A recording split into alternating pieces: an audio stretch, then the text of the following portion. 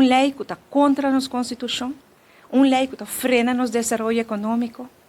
Pero me diz assim, que depois que nós, desde a oposição, a rechazar essa aqui, e mostra quanto dano a lei aqui por fazer Aruba, agora o governo a começar a recapacitar e a indicar que ele está disposto para negociar back com a Holanda.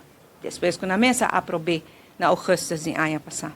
A trove, mas nem avisa anteriormente, parece barco sem capitão, barco sem plano de navegação, sem vela e sem ancar.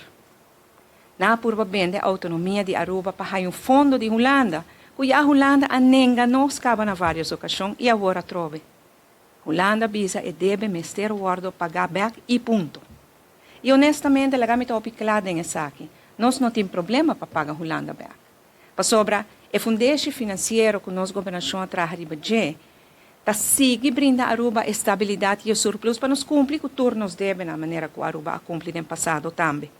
Sem mester de mishi que nos direitos não estatal ancrar depois de nos dar essa parte. E pensei, me que felicitar nosso povo de Aruba que o resultado financeiro de ano 2025 e a projeção para 2026 e mais adiante. É fundeixe estável que nos cria de nossa governação lo sigue produzir para junto nos por si compartir o bem-estar. Para bem de nos maestros, para bem de nos grandes, para bem Aruba. Pero, estabilidade financeira não está turcos. Integridade de governação te chave para êxito.